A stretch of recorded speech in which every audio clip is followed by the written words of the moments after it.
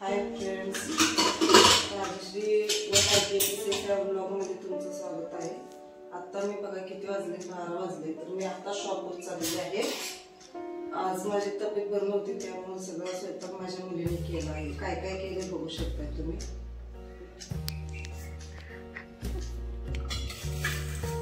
फोडणीचा भात, वरणा भात म्हणजे आपल्या मराठीमध्ये पावटा भात म्हणतात त्याला, आणि ही भोपळ्याची भाजी मुलगीने बनवली माझी।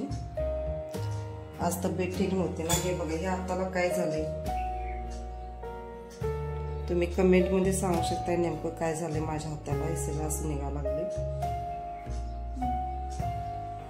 आता दुकानावर चालले आहे मी। 12 वाजले, दुकानात तर जायला पाहिजे, कारण दुकानावर गेलं तर कसं जायचं। मी आता चालले आहे, आत्ताच उठले जस्ट मी, करून आता चालले आहे। तुम्ही कमेंट मध्ये नक्की सांगा त्या हाताचं काय आहे नेमकं, कारण असं कशाने होते मला माहित नाही। आहे कशामध्ये तुम्ही कमेंट करून सांगा नक्की।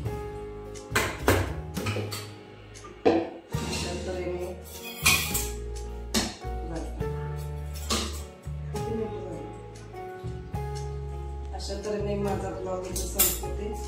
तुम्ही नक्कीच कमेंट करून सांगा नेमकं त्या हाताचं माझ्या काय झालं आहे, कारण मला तर टेन्शन आले खूप नेमकं काय आहे।